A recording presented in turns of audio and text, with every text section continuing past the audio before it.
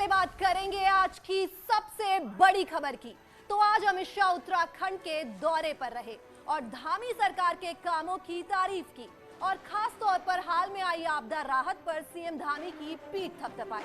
केंद्रीय गृह राज्य मंत्री अमित शाह ने आज ऐलान कर दिया कि बीजेपी अगला चुनाव पुष्कर सिंह धामी के नेतृत्व में लड़ा जाएगा और चुनाव जीतने के बाद पुष्कर सिंह धामी ही मुख्यमंत्री बनेंगे। अमित शाह ने देहरादून में एक जनसभा को संबोधित भी किया और अमित शाह ने कहा कि विकास के लिए 5 साल काफी नहीं है और इसीलिए केंद्र में मोदी सरकार और राज्य में धामी सरकार बहुत जरूरी है। इसीलिए एक बार फिर से वोट देकर सरकार बनाएं। अमित शाह ने खुलकर ऐलान किया कि अगले सीएम पुष्कर सिंह धामी ही होंगे। अगर मित्रों गड्ढा बहुत बड़ा है, 5 साल में नहीं भरेगा, हमें एक मौका दीजिए। मैं आपको वादा कर कर जाता हूं, एक मौका दीजिए, हर घर में खुशहाली लाने का काम मोदी जी और हमारे पुष्कर धामी की टीम बनकर करेगी। सीएम पुष्कर सिंह धामी ने गृह मंत्री के उत्तराखंड दौरे पर धन्यवाद दिया। वहीं आपदा के समय केंद्र सरकार द्वारा दी गई मदद के लिए भी खास तौर पर शाह का धामी ने धन्यवाद दिया। सारे कार्यक्रम निरस्त करके रात के 1:30 बजे यहां पहुंचे और पूरे दिन भर आपने उत्तराखंड का भ्रमण किया, एरियल सर्वे किया और पूरी बैठक करी। उसके बाद भारत सरकार की यहां पर टीम भेजी। मैं उसके लिए आपका उत्तराखंड वासियों की तरफ से हार्दिक धन्यवाद करना चाहता हूं। और आपके आने से निश्चित रूप से आप जब आए, आपके आने से पहले यहां उत्तराखंड के अंदर 3 सेना के हेलीकॉप्टर आपने पहले ही भेज दिए और उन 3 हेलीकॉप्टरों के कारण से हमारे यहां पर 5। और यहां एक बड़ी खबर, अमित शाह को हम लाइव देख रहे हैं। उत्तराखंड पहुंचे अमित शाह ने आज अपनी पार्टी के लिए चुनावी शंखनाद किया और देहरादून के मैदान से हरीश रावत पर आरोपों की बौछार की। अमित शाह ने डेनिस से लेकर स्टिंग तक के मामले उछाले तो तुष्टीकरण का आरोप लगाया और चौराहे पर आकर मैनिफेस्ट पर बहस की चुनौती दे दी, जिस पर हरीश रावत ने भी तुरंत प्रेस कॉन्फ्रेंस की और तीखे पलटवार से केंद्रीय गृह मंत्री को जवाब दिया। अब आपको जान गई है जनता, आप जरूर इलेक्शन लड़िए, मगर मैं आपको यहां कहने आया हूं, आप यहां मुख्यमंत्री थे तब नकली शराब डेनिस का जो पूरा घपला घोटाला हुआ था, इसका जरा उत्तराखंड की सरकार को जवाब तो दीजिए भाई। मित्रों, देना चाहिए नहीं देना चाहिए? अरे पीछे भी बोलिए, जरा देना चाहिए नहीं देना चाहिए? जहर खा करके लोग मरे तो गृह मंत्री जी को ही शुड बी एटलीस्ट, यदि वो एक्यूरेट नहीं भी हो सकते, he should be near accurate. कहीं तो आपने सारे जुमले को लगा करके, जब सबको लगा करके ये तो बता दें कि कितने मरे। रावत साहब, अब आपको जान गई है जनता, आप जरूर इलेक्शन लड़िए, मगर मैं आपको यहां कहने आया हूं, आप यहां मुख्यमंत्री थे।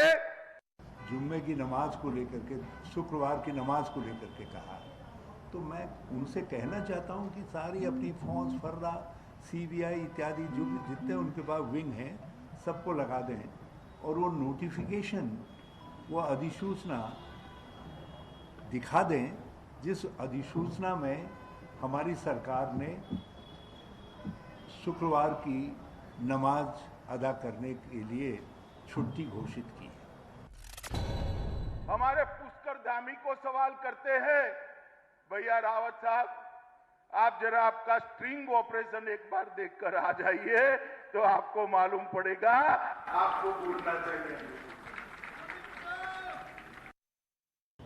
कुछ भाजपाई स्टिंग भी हैं और सभी स्टिंगों का बाप एक ही है और वो भी भाजपा में है, चचा लोग भी भाजपा में हैं और उन स्टिंगों के आइडिया देने वाला बूबू भी भाजपा में है, सभी भाजपा में है। तो जो है इन हाउस इंक्वायरी कर ले, और यदि उनको लगे कि भाजपाई स्टिंगों को भी और हरीश रावत के स्टिंग को भी दिखाना उनके हित में है तो दिखाएं, मुझे कोई एतराज नहीं। रावत साहब को कि रावत साहब आप कांग्रेस में थे, उसका घोषणा पत्र था, आपकी सरकार में रहते, मुख्यमंत्री के नाते सारी घोषणाओं थी, इसका सूची बना दो, मैं मेरे युवा मोर्चा के अध्यक्ष को भेजता हूं, यहां हो जाए देहरादून के चौराहे पर 2-2 हाथ एक बार चर्चा। यदि डिबेट के लिए चुनौती दी है तो ये मेरा सौभाग्य है। वह अपने सारे गवर्नमेंटल पैराफर्नलिया के साथ, अपने लघु बग्गू सहायकों के साथ जो राज्य में इधर उधर बिखरे पड़े हैं, किसी भी चैनल पर आ जाएं, किसी भी सार्वजनिक स्थल पर आ जाएं, मैं अकेले वहां पहुंच जाऊंगा। हरीश रावत पर हमला करने के बाद कांग्रेस ने भी अमित शाह के बयान पर तीखी प्रतिक्रिया दी है। कांग्रेस अध्यक्ष गणेश गोदियाल ने कहा कि हरीश रावत पर हमला उत्तराखंडियत पर हमला है, जिसे जनता बर्दाश्त नहीं करेगी और 2022 में बीजेपी को इसका जवाब मिलेगा। अमित शाह जी का हमारे पूर्व मुख्यमंत्री हरीश रावत जी पर जो कटाक्ष किए गए वो उत्तराखंडियत पर कटाक्ष हैं। इस बात को माफ नहीं किया जा सकता। जो आरोप उन्होंने लगाए वो बातें आज तक चल रही हैं, जिसका जिक्र उन्होंने किया वो आज तक चल रही हैं। पहले अमित शाह जी इस बात का जवाब दें कि उनकी सरकार में वो चीज़ें अनवरत क्यों चल रही हैं, इसके लिए माफ़ी मांगे हो पहले। तो ये नहीं चलेगा, ये सिर्फ राजनीतिक सैलानी है और इन राजनीतिक सैलानियों को 2022 में हार का सामना निश्चित रूप में करना पड़ेगा। केंद्रीय गृह राज्य मंत्री अमित शाह ने मुख्यमंत्री जन कल्याण योजना लॉन्च की।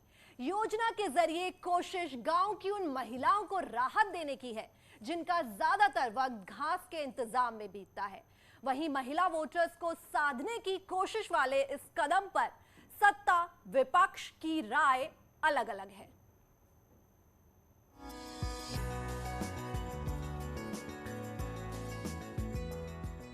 उत्तराखंड में गांव की महिलाओं को अब घास के लिए परेशान नहीं होना होगा, क्योंकि पैक्ड घास गांव-गांव में बेचने का काम सरकार करेगी। स्कीम के तहत पशुओं के लिए सब्सिडी के साथ चारा साइलेज जो हरे मक्के के पौधे से तैयार होता है और मिक्स्ड राशन मिलेगा।